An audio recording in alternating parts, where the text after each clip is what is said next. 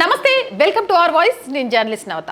అధికారం ఉన్నప్పుడు కన్ను మిన్ను కానకుండా, ఎదుటి వాళ్ళను కనీసం లెక్క చేయకుండా కంటి చూపుతూనే శాసిస్తూ సకల రంగాలను సకల శాఖలను కబంధ హస్తాల్లో పెట్టుకుంటే ఏం జరుగుతుంది? ప్రజాస్వామ్య వ్యవస్థలో క్రమంగా తేట తెల్లమవుతుంది.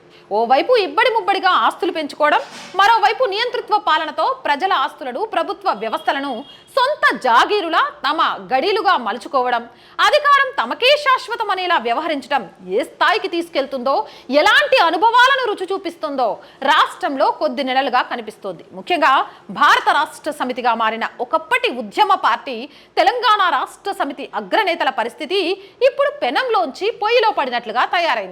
ఉద్యమ పార్టీగా ప్రజల సెంటిమెంట్ను అస్త్రంగా మలుచుకొని అధికార పీఠంపైకి ఎక్కిన బీఆర్ఎస్ అధినేత కల్వకుంట్ల చంద్రశేఖరరావు కుటుంబం రాష్ట్రంలో ఏం జరగాలన్నా ఏం చెయ్యాలన్నా తమ కనుసన్నల్లోనే సాగాలన్న తీరులో వ్యవహరించింది.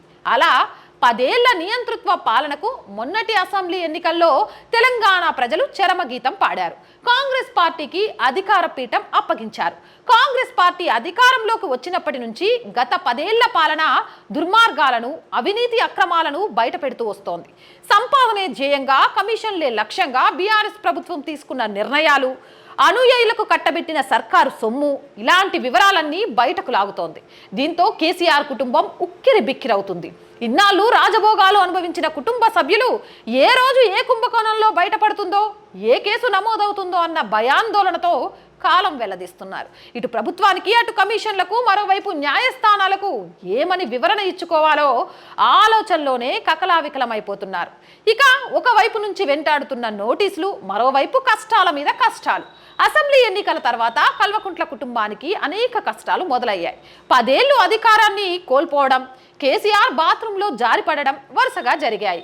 అధికారం పోవడంతో కీలక నేతలు పార్టీని వీడుతున్నారు. ఇప్పటికే చాలా మంది వెళ్ళిపోయారు.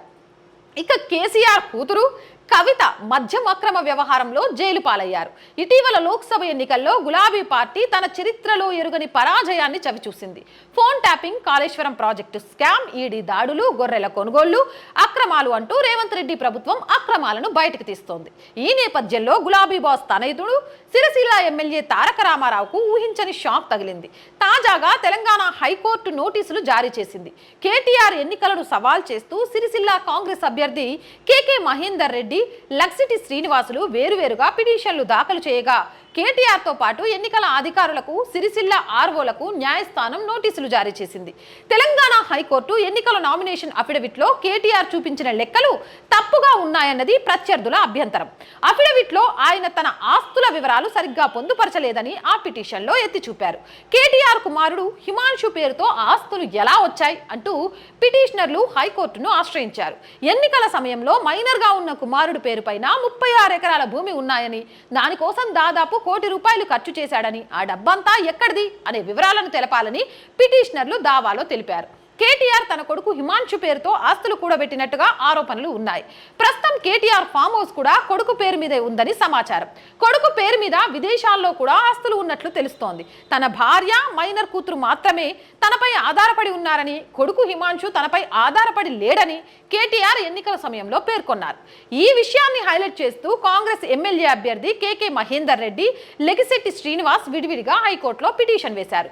గత ఏడాది మేజర్ అయిన హిమాన్షు ఒక్కసారిగా అంత డబ్బు ఎలా చెల్లించారని అనుమానాలకు తావిస్తుంది. కొడుకు, తండ్రి సహాయం చేసి ఉండొచ్చునని పిటిషన్లు పేర్కొంటున్నారు. కోర్టుకు ఒకవేళ కేటీఆర్ వివరణ ఇవ్వకపోతే జైలుకెళ్లే పరిస్థితి కూడా వస్తుందా అనే అంశం ఇప్పుడు హాట్ టాపిక్ గా మారింది. ఇక ఈ కేసులో విచారించాల్సిన హైకోర్టు 4 వారాల్లో కౌంటర్ దాఖలు చేయాలని ఆదేశిస్తూ నోటీసులు ఇచ్చింది. ఇక అనేక విషయాలు మెడకు చుట్టుకుంటున్న నిర్ణయాలు పొరపాట్లుగా మారుతున్నాయి.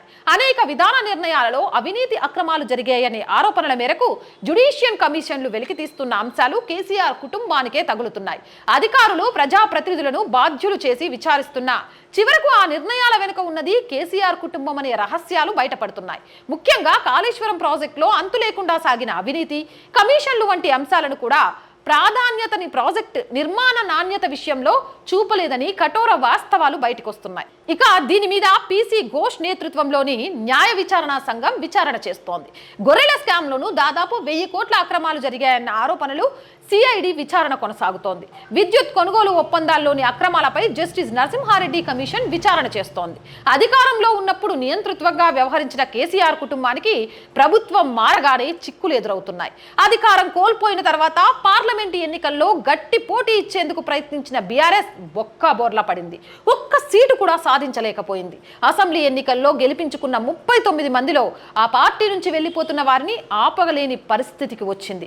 ఎమ్మెల్సీలు కూడా పార్టీ మారేందుకు సిద్ధమవుతున్నట్లుగా సమాచారం. ఇక మరో పక్క నుంచి కరెంట్ ఒప్పందం షాక్ ఇస్తూ వస్తోంది. రాష్ట్రంలో బీఆర్ఎస్ ప్రభుత్వ హయాంలో కుదిరిన ఛత్తీస్గఢ్ విద్యుత్ కొనుగోలు అంశంతో పాటు యాదాద్రి భద్రాద్రి థర్మల్ ప్లాంట్స్ విషయంపై వివరణ ఇవ్వాల్సిందిగా మాజీ ముఖ్యమంత్రి కేసీఆర్ కు జస్టిస్ నరసింహారెడ్డి కమిషన్ నోటీసులు ఇచ్చింది. అయితే ఆ కమిషన్ నే వైదొలగాలంటూ కేసీఆర్ 12 పేజీల లేఖ రాయడం రాజకీయంగానే కాదు న్యాయవర్గాల్లోనూ చర్చను లేవనెత్తింది. జూన్ 15వ తేదీలోగా వివరణ ఇవ్వాలని నోటీసుల్లో కమిషన్ పేర్కొనగా కేసీఆర్ సమాధానం ఇవ్వడం అటుంచి తనదైన శైలిలో జవాబిచ్చారు. రాజకీయ కక్షతోనే దురుద్దేశపూర్వకంగానే విచారణ కమిషన్ ఏర్పాటు చేశారని లేఖలో ఆక్షేపించారు. తమ ప్రభుత్వ హయాంలో కరెంటు విషయంలో విప్లవాత్మక మార్పులను చేసి చూపించామన్నారు. అంతేకాదు విచారణ కమిషన్ బాధ్యతల నుంచి స్వచ్ఛందంగా వైదొలగాల్సిందిగా జస్టిస్ నరసింహారెడ్డికి మాజీ ముఖ్యమంత్రి సూచించారు. విచారణ నిష్పక్షపాతంగా కాకుండా సహజ న్యాయ సూత్రాలకు విరుద్ధంగా జరుగుతోందని ఆ లేఖలో పేర్కొన్నారు. తనకు తమ పార్టీని అప్రతిష్ట పాలు చేసేందుకు కుట్ర జరుగుతోందని ఆరోపించారు. ఈ అంశంపై కమిషన్ కూడా స్పందిస్తూ కేసీఆర్ లేవనెత్తిన అంశాలపై న్యాయ నిపుణులతో చర్చించాల్సి ఉందన్నారు. కేసీఆర్ ఇచ్చిన సమాధానాలకు వాస్తవాలకు సరిపోల్చాల్సి ఉందని జస్టిస్ నరసింహారెడ్డి కమిషన్ పేర్కొంది. కేసీఆర్ లేఖ విమర్శలకు తావిచ్చింది. అక్రమాలు జరగకపోతే అవాస్తవాలపై విచారణ జరుగుతుందనుకుంటే అప్పటి పరిణామాలపై పారదర్శక సమాధానాలు ఇవ్వచ్చు కదా అని ప్రభుత్వం న్యాయ నిపుణులు ప్రశ్నిస్తున్నారు. ఇక మరొక పక్క నుంచి డిస్కంలు గుట్టు విప్పుతున్నాయి. ఛత్తీస్గఢ్ నుంచి కరెంటు కొనుగోలు వల్ల భారీ నష్టం వాటిల్లిందని తెలంగాణ రాష్ట్ర విద్యుత్ పంపిణీ సంస్థలు జ్యుడిషియల్ కమిషన్ కి తెలిపాయి. బహిరంగ మార్కెట్లో చౌకగా కరెంటు లభిస్తున్నా అంతకు మించి సొమ్మును ఛత్తీస్గఢ్ కు చెల్లించాల్సి వచ్చిందని పేర్కొన్నారు. ఒక్కో యూనిట్ ని 3.90కే కొనేందుకు ఛత్తీస్గఢ్ ప్రభుత్వంతో తెలంగాణ సర్కార్ విద్యుత్ కొనుగోలు ఒప్పందం చేసుకుని కేసీఆర్ జ్యుడిషియల్ కమిషన్ చైర్మన్ కు లేఖలో పేర్కొన్నారు. ఆ పీపీఏ తదనంతరం పరిణామాలపై అటు ప్రభుత్వానికి ఇటు జ్యుడిషియల్ కమిషన్ కి డిస్కంలు తాజాగా సమగ్ర సమాచారం అందజేశాయి. ఛత్తీస్గఢ్ నుంచి ఒక్కో యూనిట్ కరెంట్ రావడానికి అయిన ఖర్చు ₹5.64కు చేరడంతో నష్టం వాటిల్లినట్టు పేర్కొన్నారు. యూనిట్ కొనుగోలు ధర ₹3.90 మాత్రమే అని కేసీఆర్ తెలిపారు. కానీ 2017 నుంచి 2022 వరకు కొన్న 17,996 మిలియన్ యూనిట్లకు ఛత్తీస్గఢ్ కు తెలంగాణ డిస్కంలు 7,719 కోట్లు చెల్లించాయి. ఇంకా 1,081 కోట్లు బకాయిలు చెల్లించాల్సి ఉందని డిస్కంలు చెబుతున్నారు.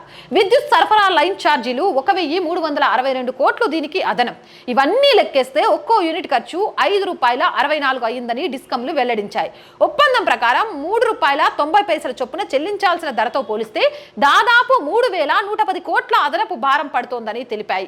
ఇక కవిత 3 నెలలుగా జైల్లో ఉండడం మరొక షాక్ గా చెప్పొచ్చు. ఇక కేసీఆర్ కూతురు కవిత ఢిల్లీ లిక్కర్ స్కామ్ లో అరెస్ట్ అయి 3 నెలలు దాటింది. ఢిల్లీ మద్యం విధానం మనీ లాండరింగ్ కేసులో మార్చి 15న ఈడీ అధికారులు ఆమెను అదుపులోకి తీసుకున్నారు.